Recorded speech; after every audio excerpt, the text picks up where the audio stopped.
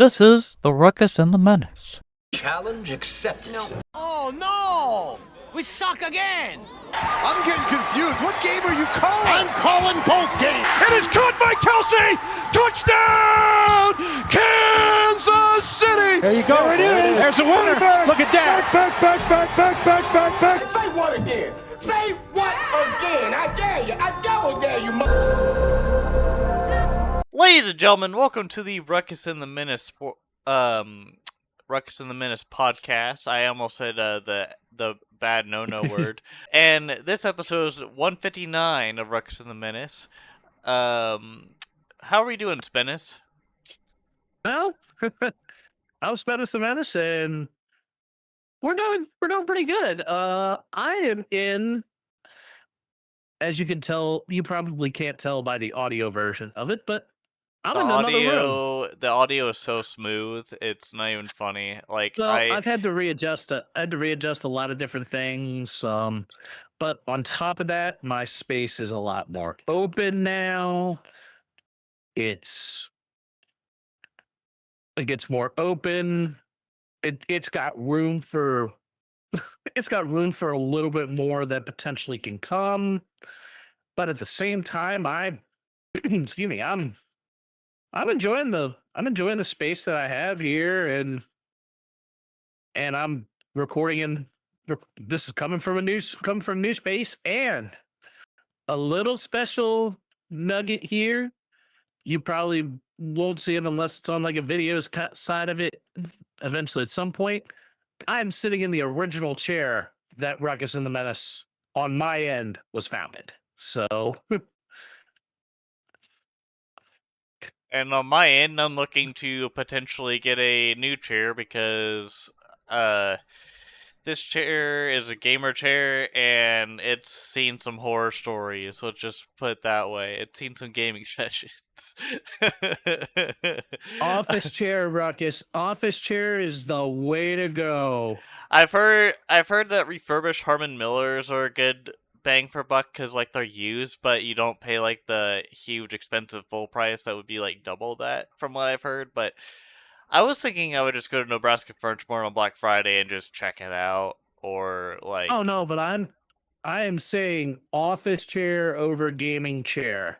I at one point had a JR chair that my dad let me use for a little bit before he yanked it from me for the gaming chair that I'm sitting in now. But like that thing felt luxurious. It felt like you were like the king of the kingdom. Yeah, I have always been a bigger proponent of office chair over gaming chair. Well, and you're not dealing with so many like tight quarters, and like it's like the chair is deciding to just give you a warm hug. Yeah. But Like a lazy boy in a sense. I think a lazy boy is definitely better at it, but it does the job. And what I love is that it's like, okay, I can go from here. I can play my PS5 on a different spot. I can watch TV, all from this chair. All right. Let's keep this train moving. Yep. That was exactly where I was headed to. And speaking of certain things of watching and playing, we move on to lights, camera, action. All right. So I am so for what we are watching. So I have a this video I found this weekend with Tech9 being a celebrity mystery guest. This is called Secret Chief, and the quest for Tech9 is to find a tailgate kitchen king or queen or champion or finalist, you could say. And the grand prize winner got field passes to the next home game. So I think that might have been the Raiders after that. I don't remember when that was aired, to be honest with you. But the first video's out on the Chiefs YouTube page. And then other than that, I've been playing the Final Sentence demo. It's a typing battle royale, and I was just kind of messing around with it a little bit before this episode was being recorded, but it's fun. Just look up Final Sentence, and you might Yeah, have some fun looking at I'm YouTube looking. videos for I'm that. looking at it, and it looks like it's a very it does look like a very interesting type of. It's looking like a And very interesting type of game. it also has a Russian roulette element to it. So if you like put a space or like put a letter that was supposed to be typed, Right. it'll like add bullets to like a revolver, and then it'll give you 3 more tries. And if you screw that up again, it'll add another bullet, and then the guy has a chance to shoot it. And if he shoots you, you're dead. It's based on like Oh words per yeah, minute and accuracy. but I will say for us, my better half and I have been watching the On Brand with Jimmy Fallon show, where basically he's got contestants there and they're pitching ad campaigns to actual people, like to actual like major companies. We've seen only the first 2 episodes so far with Dunkin' Donuts and Dunkin' Southwest Donuts. Airlines, or with Sorry, I put Dunkin' my and Southwest Airlines. But Jim Gaffigan reference. he's yeah, I got where you were going. It was just I was saying that for the audience that probably didn't understand that. yeah. But overall, it's a very interesting concept. Kind of the first we've seen since Mr. President had The Apprentice with a little bit of a twist, a little more Jimmy Fallon style, which is on brand for him. And then mostly other than dabbling more into Ghost of Yote and recording my general content, I have been playing Pokemon Legends ZA. And a lot of people will say graphic wise, it's not good. But there's too many gamers now that just simply look for graphics instead of mechanics. Dude, I And heard so my work friend slash just friend from high school that I've known for a while from high school, he bought a Switch 2 just to play the new Pokemon, and he said it definitely runs a it lot better. And he said that the Switch it 1 version didn't have as very many Pokemon that you could load on the screen. And I was like, that's kind of pathetic, to be honest. it runs much cleaner on a Switch 2. I am so glad I upgraded in time to get it. Hmm. But I am saying that people even on the Switch 2 version, I don't know if they were talking Switch 2 or Switch 1 version, but they were saying the graphics were more of an eyesore. It felt downgraded. But Game Freak has never been known for absolutely stellar textures. Well, Nintendo in Mhm. general hasn't really been known for stellar textures either, even for like their Yeah. newer games. It's Oh yeah, mainly they're not. it's 1080 and 720p focused stuff that's upscaled a little bit so that it. Yeah, you're scrutinizing. It's like people in the gaming world so focused on like, oh, is this graphic looking super crispy? I'm like, no, I am a gamer that says I would rather play based on performance of how well does this game run? Like, does everything move smoothly? And does it also operate with interesting mechanics? Like, I play Pokemon for mechanics, I not see it the as a full function of the game. Like, does it yeah. run like? Not only does it run well, but is it worth engaging more into day in and day out, and then remembering for the rest of your life? Like, I played games that were probably touted as games that aren't like the greatest of all time, but like I remember playing NBA Street as a kid for the first time, and like Yeah, it was like the boss mechanic where you beat the boss and then you get to play with that character and then go on. Like that sounded pretty cool to me as Volume a kid. 2 was the best there was there. Yeah, And I will that could argue that be that was the one that was the best, but number one for me is what was the entry into it, and I was like, ooh, this is oh cool. yeah. Oh yeah, the NBA Street They 1 is always ruined the they gateway. ruined it with the NBA Street V3 and above. I mean, V3 had different mechanics that some of them were great, but some of them were imperfect. Home court, I think, was the one that ultimately ruined everything. Young me was butthurt that I didn't get to play as Mario and do alley oops to Luigi because I didn't You didn't realize have it a was. GameCube. I didn't realize that it was a console exclusive thing. My dumbass looked at the Nickelodeon ad and it was like, "Oh, you can play as Mario and Luigi," and I was like, "Shit, I could probably play this on my PlayStation 2 at the time." Lord, did I know that I was like, where the fuck is Mario at, man? Where is he at? And then I was like, okay, well, whatever, I'll play this. And then I was just kind of messing around with the LEU button. That's all I remember from that. But Well, I was just yeah. pissed. I was just like, Nickelodeon lied. No, it's not necessarily Nickelodeon lied, but you bought the wrong. You have the wrong one. But instead, we now can move on to our Eastwood segment: the good, the bad, and the ugly.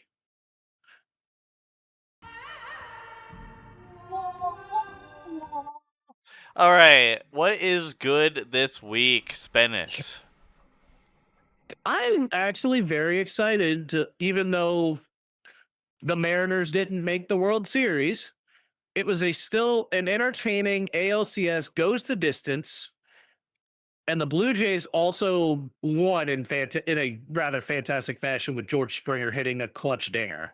Yeah, I can't complain. That was amazing, and it feels kind of annoying that people are still like, yeah, and I kind of harp on it from time to time too with the Astros and like the trash can banging, but even I can agree that the booing or whatever for him now being booed because he went through that, I just think that's too much, man. Springer was good. Springer was good. Springer It has wasn't been warranted. Springer has been good ever since, and even before the injury, he was good. I honestly still think the only Astro that needed to be truly booed for a lot of that was Bregman. I think Yeah, Bregman was the only one that I don't think handled it well. Altuve honestly really didn't even use it. And everyone hated him because he was the star player for the team. and he was the one that allegedly had the beeper on his chest for the calling Oh, the pitches. no. I mean, they alleged that he had it, but I don't think he did. But then, honestly, the Blue Jays make the World Series. They take on the Dodgers, who swept the Brewers in clean fashion. I'm kind of not surprised because the Brewers don't have the same firepower as the Dodgers. It's like the Dodgers just like gobbled up like the little fish's lunch money or Well, something. I don't well, know. the Dodgers have been just spending buku money. They've got more money going to players be outside of this season than they do when it seems like players going in. It's like they're the largest payroll, but all of it's deferred. Or gambled on already. Shohei. Or should I say That what? or should I say Shohei? No. You can't blame Shohei Otani for any of it because I don't think Shohei really gambled on it. But It was money that also was stolen. It was money that was fraudulently taken from him by his interpreter.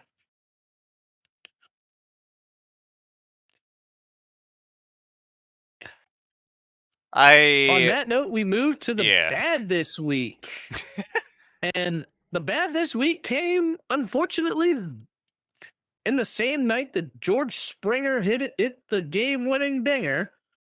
I Mike feel really Evans. bad for Mike Evans though. I was just like, ooh, I didn't know it was that serious. But go ahead.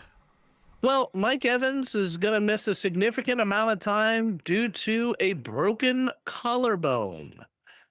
But if you want to talk about the significance of Mike Evans in his career, if this is the injury that ultimately takes him down, I can live with it. It's ultimately going to be the injury that I think ends his very long streak of consecutive seasons with 1,000 yards with 1,000 yards receiving. And if you honestly look at his career,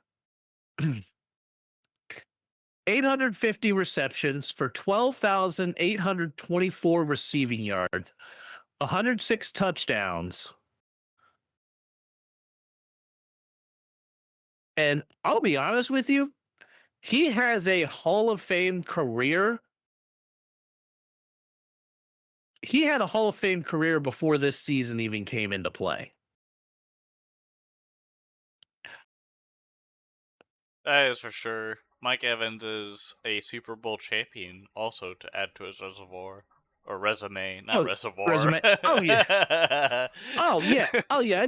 I knew that he had a suit. I mean, he does have a Super Bowl. He does have a Super Bowl ring. He probably also has Which a reservoir for like a pet or something. Who knows? But yeah.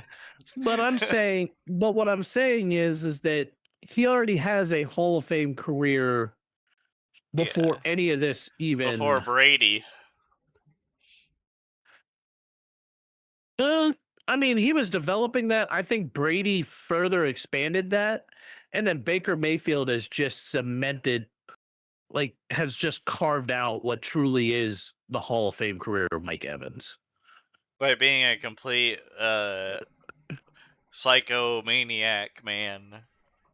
No, I mean Baker Mayfield. I mean, he's fully gotten into. He's full Conan Barbarian mode. I mean, he didn't have a great game the other night, but that's the first bad one he's had in a while.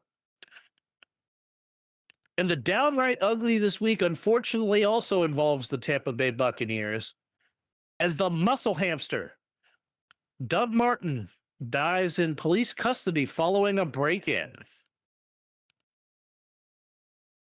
So I'm almost in that. What are the chances this is some CTE when they find out post mortem? It just Because reminds why me of else like would he one of have? the. It reminds me of like the ugly scenes in the Concussion movie with Will Smith, like where they have like the Oh, former NFL oh players yeah. and their heads are like giant, and they're just like, I don't want to live, and you're just like, damn, Well, like CTE. I you're mean, like, we've found that CTE is really a thing. you're like, shit, man, like I want to like hug a puppy or some shit, like God, and then All you're just like, right. anyways. But with talking about Doug Martin's nickname of the muscle hamster, we are now going to enter our power rankings segment where we will actually get to talk about some of our favorite NFL nicknames for players. And Ruckus, before we begin, were there any other nicknames individually that you considered? Um, And I'm talking outside of your top five.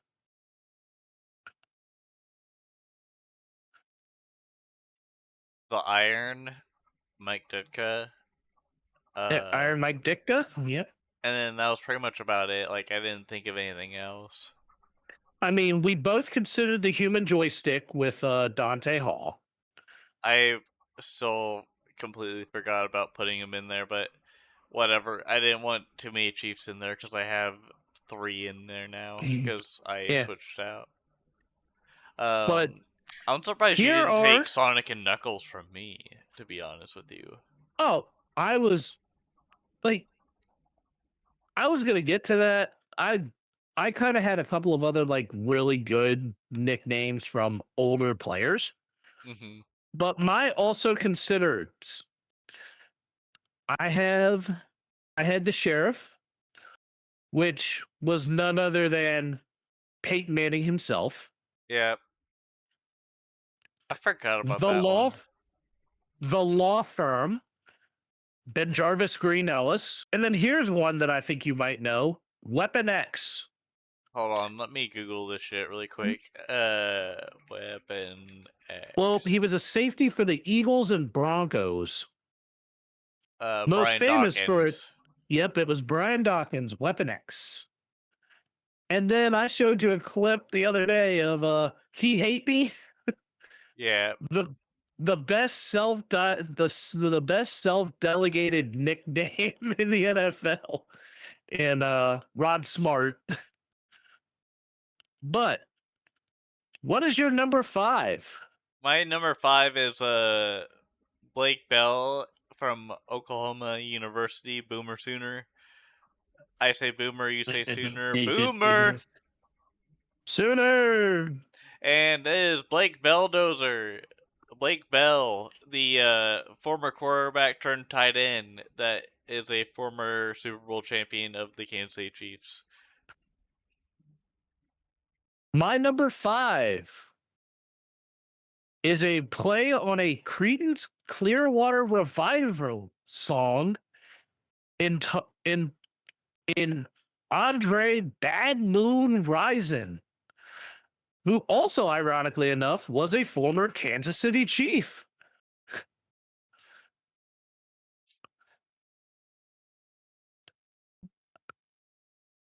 That's hilarious. What? Never mind. Let's keep What? going. What? Talking where I was going with Bad Moon Rising? I didn't realize that. That's all I'm gonna say. Yeah. Oh, that Andre Rison was a chief. Yeah. Yeah.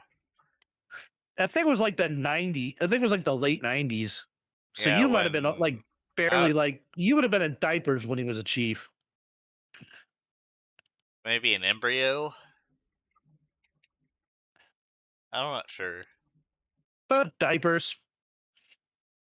I was gonna say at least either still. Probably still getting formula.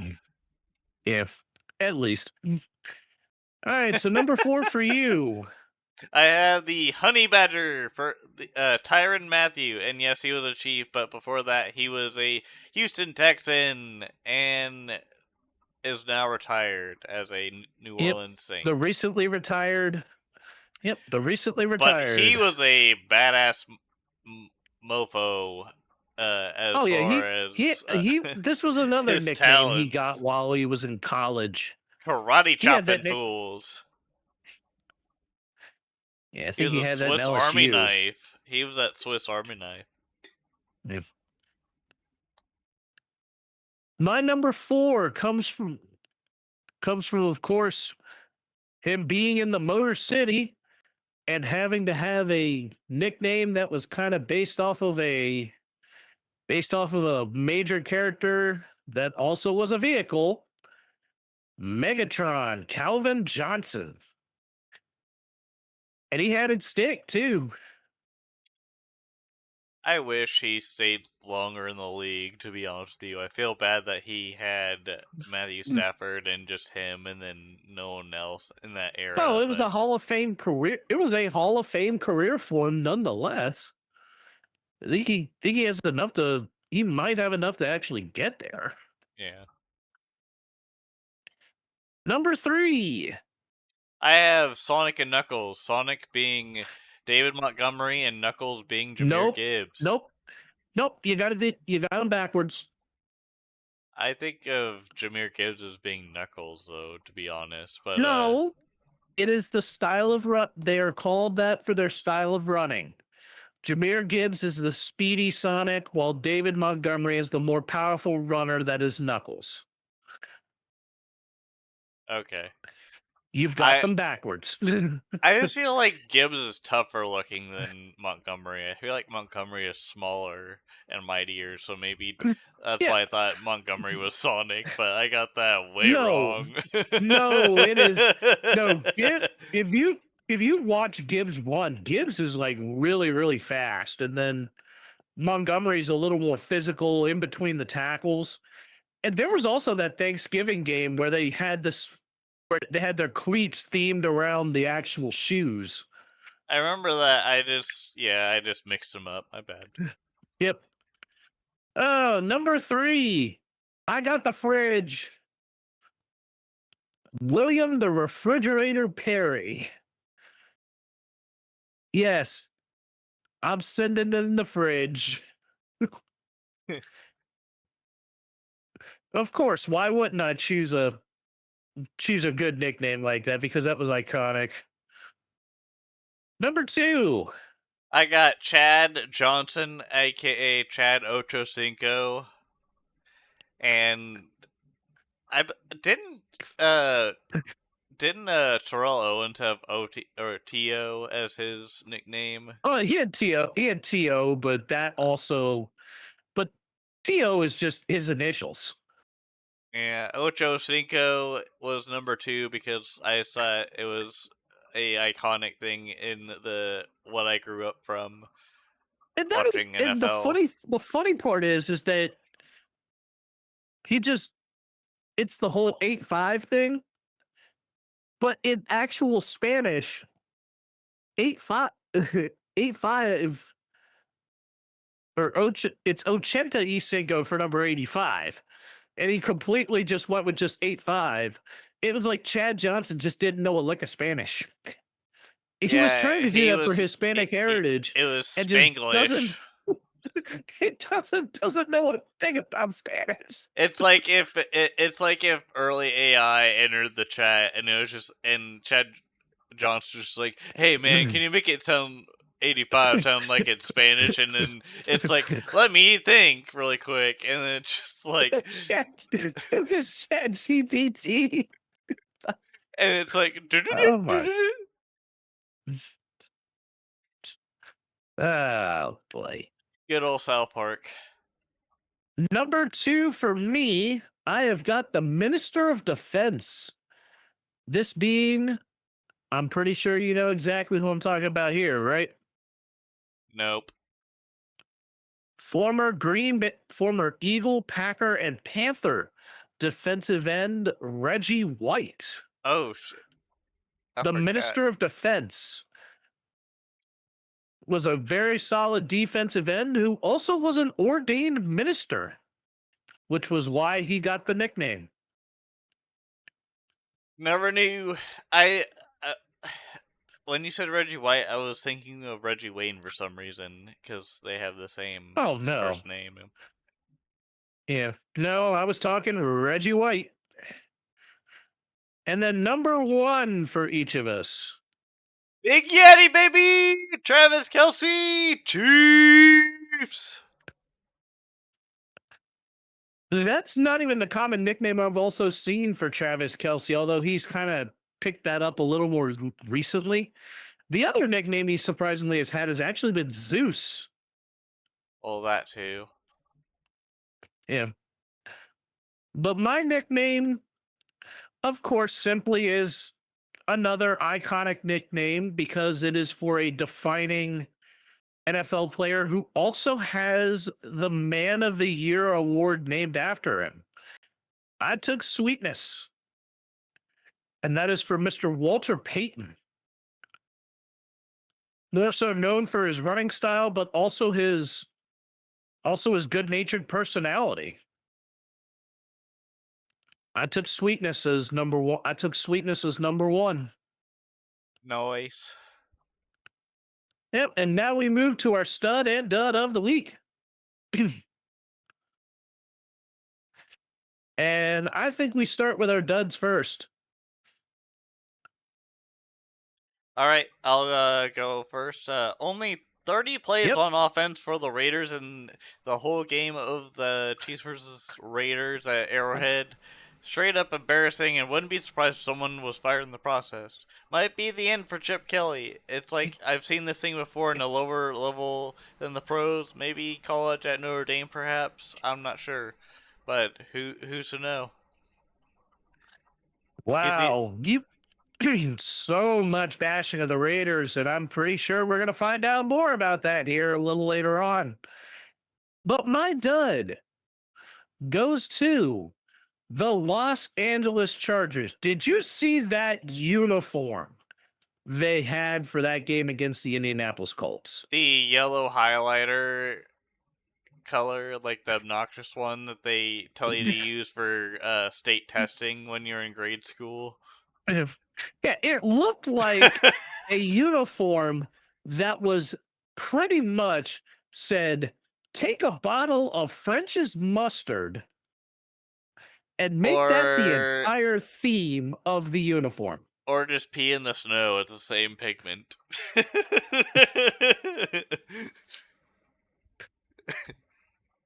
Oh my goodness.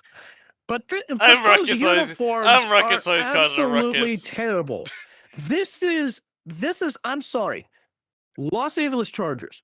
Your powder blue uniforms are chef's kiss. Keep them.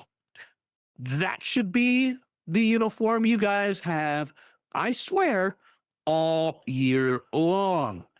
You can go to the dark blue occasionally if you need to go back to some of that San Diego lore. I love that. But the colors. But no, that powder blue, the powder blue is that is their bread and butter. Weren't they like yellow with like the green or something? Isn't that what The they Chargers? wasn't it like a yellow with like a blue that they did for the I'm tripping. I mean, no, their best uniform is their powder blues. That's what I was saying. Yeah. And now to my stud. I've got Broncos quarterback Bo Nix for sparking and finding the offensive surge in the fourth quarter as he orchestrated the Broncos offense to a 33-point fourth quarter comeback against the Giants. I looked at the fourth quarter of that game and saw 33 on the box score for them, and I'm like, what in the world just happened? It's like as if Denver just fell asleep for 3 quarters, and then all of a sudden, Tim Tebow comes out of the middle of nowhere and says, I'm going to put my spirit inside of Bo Nix and lead him to victory. The spirit of Tim Tebow just said, not today, Dart Simpson. Lordy. Oh lordy. Please don't let this foul human being take advantage of him, Lord. And Dart Simpson. I'm just like, I almost not sounded like today, Foghorn. Sorry, I had say. to do it. It was too good. It was too good to pass up. That's okay. I mean, granted So that's notably in Broncos lore anyway, because the only quarter that Tim Tebow could ever play well in Denver was the fourth quarter. all right. Speaking of the Oh, fourth and quarter, my stud. So obviously that third down fake to try to get the first well, easy no, it was a first. fourth down. I thought it was a fourth down. I don't remember. All I know is Mahomes was trying to get them to go off the Raiders to go off sides, and he was like, "Hold on, we're gonna try to get them, but not make it obvious. This what the fuck, man? Like, this shit ain't gonna work, man. Fuck." God, and then just like hands it off to the dude, and then just boom, first down. And then Romo's like, actually, he said, get there. It's like, we fucking heard it, dude. The damage has been done. Shut your face. And he's like trying to like make it like a ha ha. And My goodness. and anyways, my side says if Romo directed a Muppet themed CBS broadcast when Mahomes said a no word or two or three or four or five. It's like this isn't working.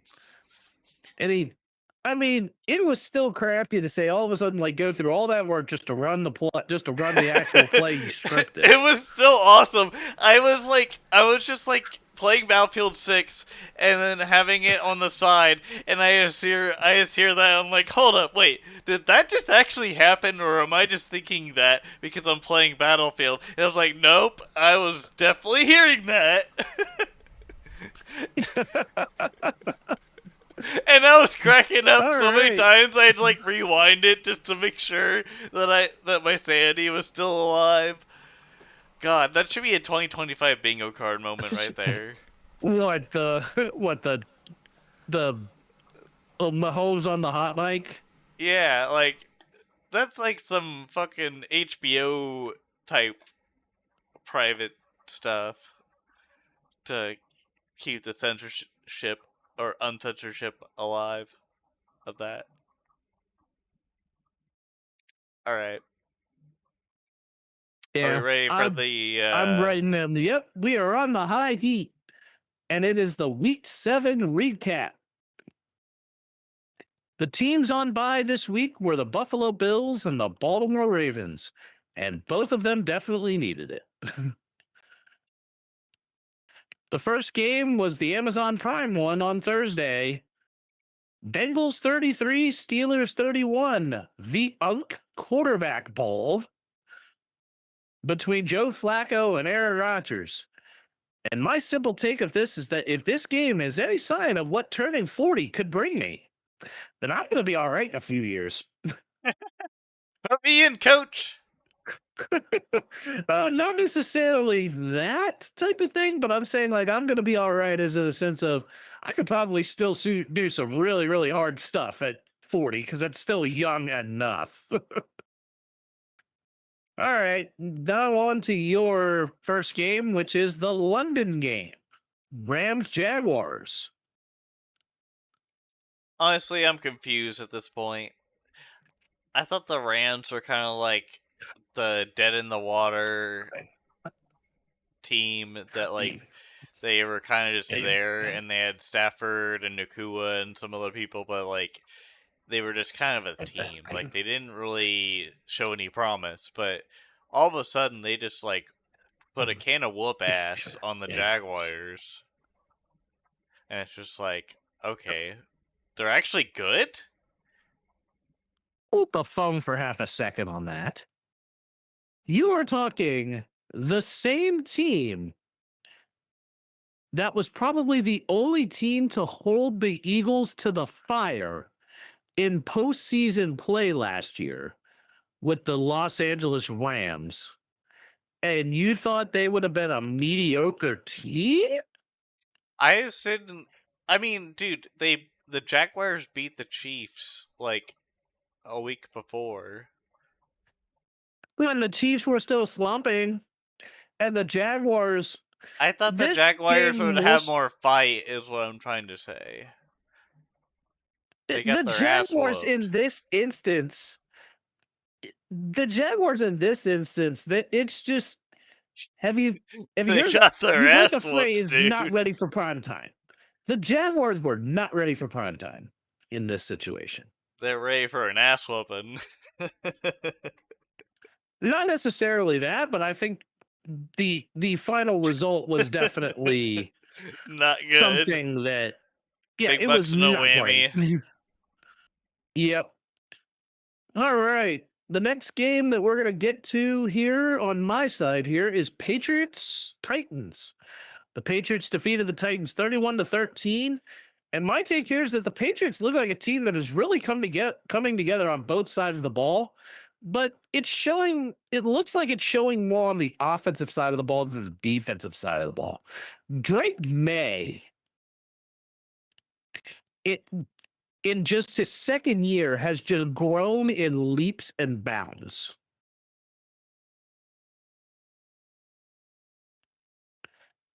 I'm sure you've probably noticed it as well. The Drake May But stuff.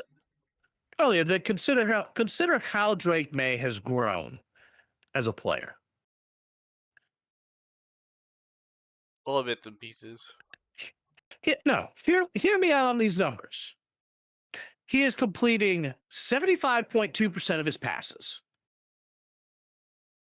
He has 1,744 yards this season, 12 touchdowns, and has only thrown 2 picks all year.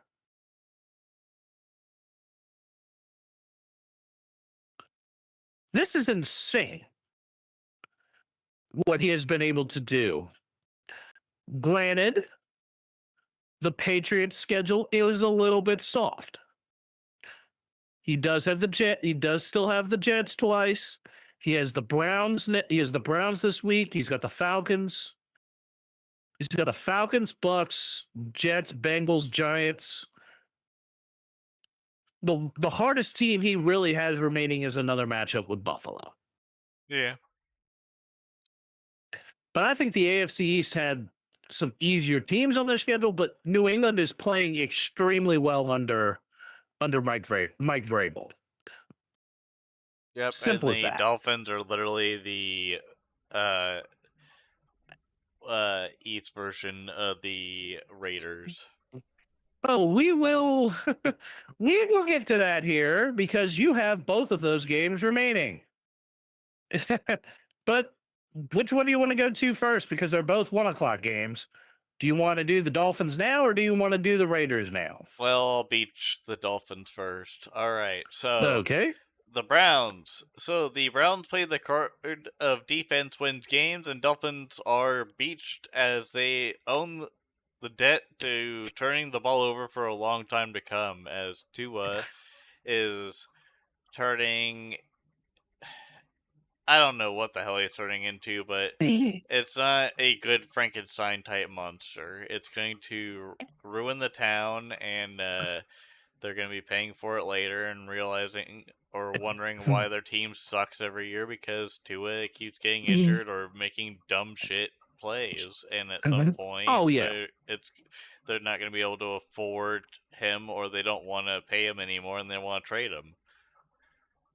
That's not good for a franchise. No, Tua's already in a bad place. Tua's already in a bad place right now because I mean he's going from Tua Tagovailoa to back into the hide section of like Tua turned the ball over. And this is the second straight week where he's done very little except turn the ball over. And honestly, the Dolphins, I'm going to say it, they need a new voice. Not only in the huddle with Tua, but also in the locker room and on the field with Mike McDaniel. I think both of them need to go. Do you think that they fire Mike McDaniel and then get someone that is older in the head coaching portion, but also like some unknown or greater talent in that realm? Because like I think Mike McDaniel is probably better as an offensive coordinator or a defensive coordinator or a coach Yeah, of some sort he that's was a an lower level. he was an offensive coordinator before he got the job. I think do believe that McDaniel is a better coordinator than a coach. Yeah, I think that could possibly help, but I think it also just doesn't help with the management didn't really talk with McDaniel. It just seems like they just kind of made the contract happen for Tua, even though I don't think it was right to begin with.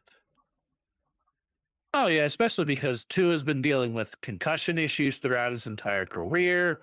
Well, also being a goddamn moron. Like, you don't go head first and then go, oh yeah, I had CTE, oopsie, and then just like do it again and again. It's like the Ralph from Simpsons meme where he's like, I'm in danger, and just like torpedoes into a wall. It's like, damn, dude. All right, my next game here, I have the Eagles defeating the Vikings 28-22. And my take here is that the Eagles look like a team that is needing to implement elements inversely from what they did last year to have consistent success. Last year, it was a lot of run to set up the pass as Saquon Barkley was a 2,000-yard rusher. But this year, because teams have now been more focused on Saquon, they now have to throw to set up the run. That is exactly what happened because that passing game went off. AJ Brown had a game. Devontae Smith had a game.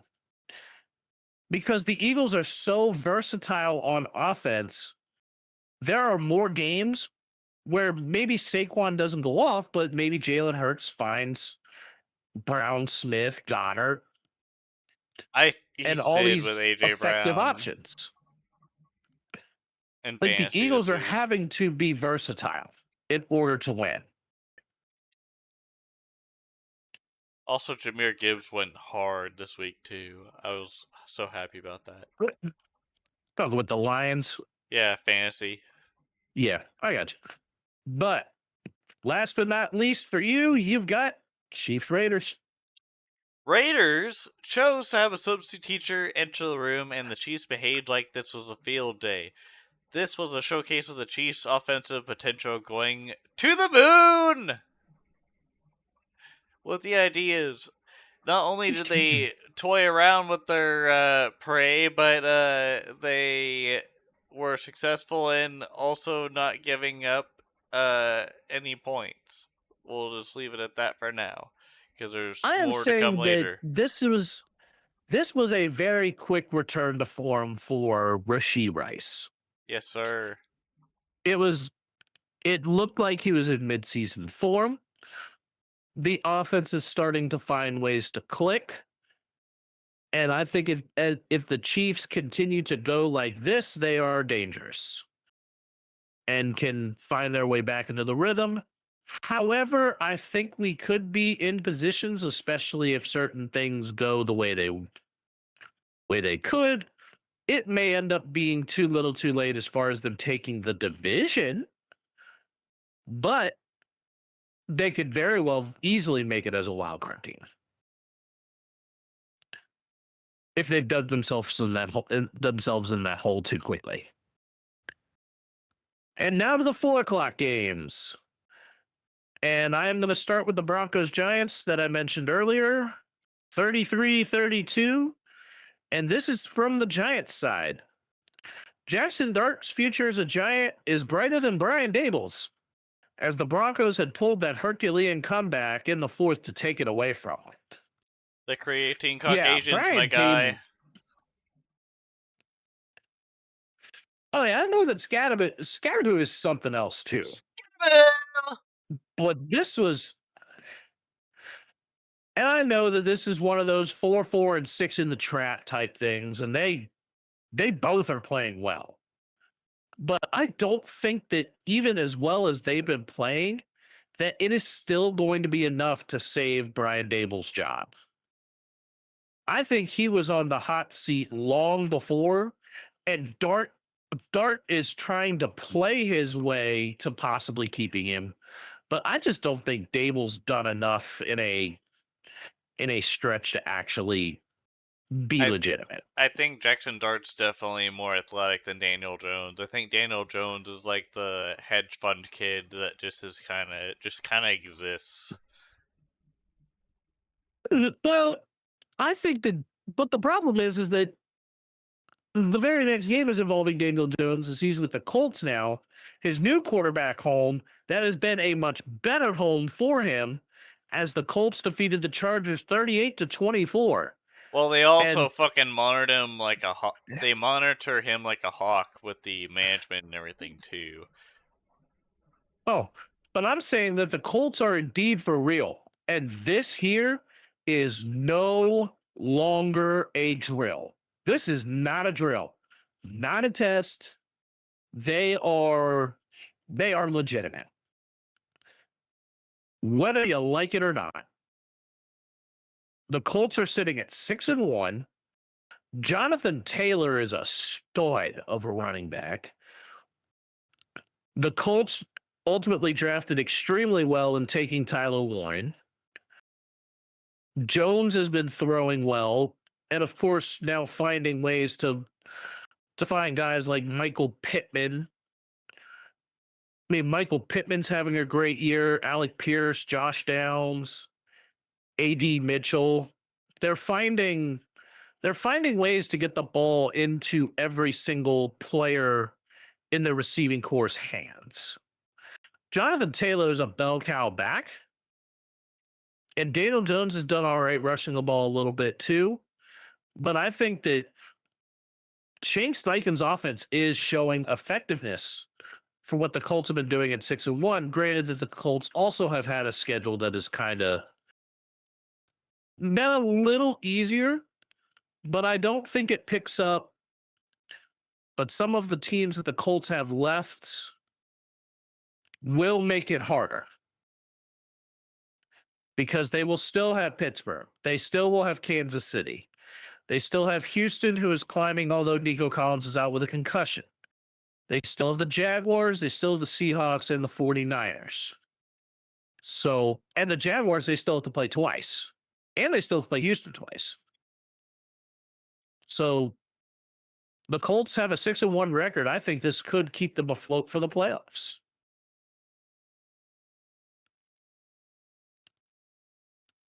And my last game is the Sunday Nighter. The 49ers defeat the Falcons 20-10. And I'm going to say this, Christian McCaffrey in this game was looking closer to form from before the injury that set up his Madden curse year. And the 49ers are going to look even more dangerous now that they have previously injured pieces starting to return. Primarily a la George Kittle. Granted that the chemistry with Mac Jones is not quite there yet. He looked pretty good. I mean, the only difference is They that all there's looked not pretty good from that game. Yeah, but there's no chemistry. There's no chemistry yet between Kittle and Mac Jones. Brock Purdy comes back, Kittle's going to be great. But I think if Kittle can get a rhythm with Mac Jones, that's good. That has the potential to be something.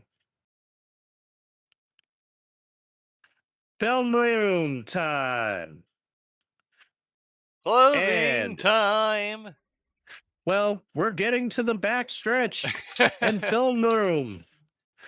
I am up by 8 right now as we're halfway through. We're entering the halfway point nearly for the football run. And I am up by 8. And our first few games are college football. And we start with Ole Miss and Oklahoma. I'm going to go Boomer Sooner no matter what. You can't convince me otherwise.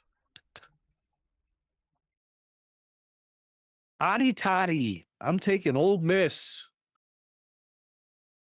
Taking Ole Miss in this one. Missouri against Vanderbilt. Missouri. Go Tigers. I am going with the Commodores of Vanderbilt. That quarterback there is for real. Let's take Vanderbilt here. As Vanderbilt did just stun LSU. And speaking of LSU, they got Texas A&M next week. Who you got? I have LSU. Go Tigers. Again. Literally. Gig 'em. I'm going with A&M. I'm taking the Aggies. And now to the NFL. Vikings, Chargers. I'm going with the Chargers because I think they have what it takes over the Vikings because I don't know if JJ McCarthy is back, but they still got some catching up to do. I think the Chargers can force Carson Wentz into mistakes and the offense and the offense for the Vikings did, or the defense for the Vikings did just get torched in the passing game against the Eagles. Yeah. Given that type of time, I think Herbert can take advantage of that on a short week. I'm taking the charge. Panthers Bills. Coming off the bye, the Bills take on Carolina, who is surging. I think the Bills are gonna clobber the Panthers. The Panthers are in a stance where Bryce Young just went out with a high ankle sprain. High ankle sprain. Yeah, And high ankle now it's sprain. Andy Dalton, and Andy Dalton is dog shit. Like a literal rock is better than Andy Dalton at this point. Unfortunately, the Red Rifle is going to turn into the Red Rider BB gun here. I'm taking the Bills. Not even. He's like the toy gun that doesn't even hurt. It's like a foam dart, like a Nerf gun. You realize I was playing off of the J.J. Watt quote, where he was like, hey, we turn the Red Rifle into the Red Rider BB gun. Yeah, Cowboys Broncos. The Cowboys and Broncos, a budget team and another budget team. I'm going Broncos. I'm going to take the Broncos as well. Walmart and now versus our fun one. Texas. The Packers and the Steelers. This is an Aaron Rodgers revenge game, sort of. Bitch, please. I think it's going to be. I think Rodgers might have what it takes, and I think it's a tight squeeze, kind of like in that Unk game / Icy Hot game. I think it'll be a tight game, like maybe 1 or 2 point game for the Steelers. I'm picking the Steelers. And that is if and only if the Packers make mistakes. Yeah. If the Packers make mistakes. But Jordan Love has not been making those mistakes this season so far. He only has 2 interceptions on the year. And I think the Packers pick up and take advantage of that. I'm going to say it. Dun dun dun dun dun dun. Go back, go. Dun dun dun dun dun dun. Go back, go. I'm taking the Packers. And last but not least, the Monday Night Football game, Commanders versus Chiefs. I am not sure what to think of this because Jaden Daniels is looking like he's not going to be able to play. Oh yeah, with a hamstring. Yeah, it's not a strong game for the hamstring for Jaden Daniels. And this is at Arrowhead too, so like, yeah, I think it's gonna be a Chiefs victory, but I don't think it's gonna be. I think it's going to be a close game, nonetheless. Yeah, I will say this: Mariota's got history in Arrowhead. Oh, if we get Terry McLaurin back with the quad and Tebow back in, we might be fine. But in realistic terms, I'm going to play it safe. I'm going to play it safe and take kind of hand it to you. The Chiefs are on a roll right now offensively. And our defense has shown too many times where we make a mistake. Marshawn Lattimore definitely is. I would rather see Marshawn Lattimore have his walking papers at this point, especially by the end of the season, because I think he's become washed up. Marshawn Lattimore is probably the Jawan Taylor of your team, Loki. Yeah, but the problem is that most of the time with you guys having an offensive lineman, that's the problem. It's like, holding, woo. Yeah. All you guys do is go backwards about maybe 5 to 10 yards. And then Mahomes is like, yards. No, every time Marshawn Lattimore commits a penalty, it's an automatic first set of downs. Which honestly, if you want your least disciplined player anywhere, I'd rather it be on the offensive side, because at least most of the time those penalties are not automatic first downs every time you go through with it. Yeah, I'm taking the Chiefs because Marshawn Lattimore is going to make way too many mistakes. I don't like it enough. Yeah. And how much time are we wanting to put on this final sprint? Are we just running through it? Are we just going to run through it?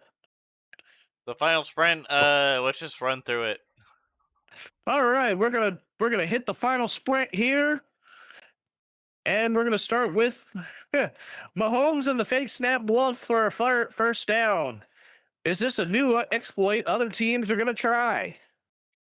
I think there's gonna be more other creative ways that people do it. Like, it won't necessarily just be like Mahomes just pretending like he's pissed off with the play and swearing up and down, compared to like I think there's gonna be more creative the ways. tush I push. really, Because like the tush push was more of like a QB sneak, but like more defenders came to like try to push through the middle rather than like an area of.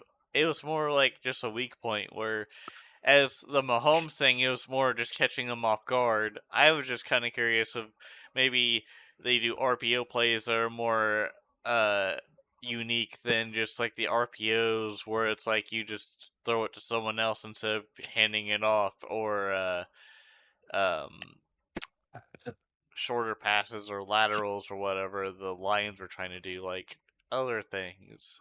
I mean, I think that there's new things that people are gonna try. I think another team's going to try it. I think Chicago will try it because they got Ben Johnson as a mad scientist. I think Detroit and their creativity will find a way to do something similar to make it work. It's just a matter of just how quickly teams will catch on. Yeah. Next up, the NBA award winners this season will wear patches and lapels for the coaches, representing the and executives representing the honor they received during the previous season during the season opener. Like, love, or hate it. I don't mind it. Oh, I love it. I love it as like just for at least that opening game. I love I love that touch. That kind of just makes it special. And there's different ones that each one is going to wear, and the priority is going to be whichever one is there. So Shea Gilgeous-Alexander may have made the All NBA first team, but he's going to have the MVP badge. Brandon Graham is unretiring and returning to the Eagles. Is this good or is this bad? If he wants another shot at getting a Super Bowl title by helping the Eagles defense after Zadarius Smith retires, I think it might be worth it for one more time. Defensive leadership, I think, is going to be what makes this valuable. I think as far as the health and how quickly he really can get back into season form, that might make it a little questionable. But I'm going to say overall, if you're talking like mentorship, that could be a net positive. Also, who World knows what Se- shape he's actually in, though, to be honest. Like, he might be World in Series amazing kicks shape. off this week. Dodgers, Blue Jays. Who you got and how many games? I think it's going to be Dodgers, and it's going to be, the series is going to be 4-2 Dodgers. I think the Blue Jays are going to try to make it close, but then the Dodgers are going to pull back, and Otani's going to just pull pull another one and get a World Series title again back to back for the Dodgers. I think the team that honestly has what it takes is the Jays. I'm going to say Jays in 7. I think this series has the potential to go the distance, and the Jays will take care of it then. All right, so what happened? So what's our wager for this? So I had the Dodgers, you have the Jays. Hmm. What kind of dare do we do? Oh my. What's, I think we brought this up. I think we brought this up a little bit too kind of like quick and on the trigger. vote in the comments what you want us to do. If All right. And on that note, that'll do it for episode number 159 of Ruckus and the Menace. I'm Spenaces the Menace. And I am Ruckus, always causing a ruckus. And until the next one, hugs and hand pounds, everybody. Deuces.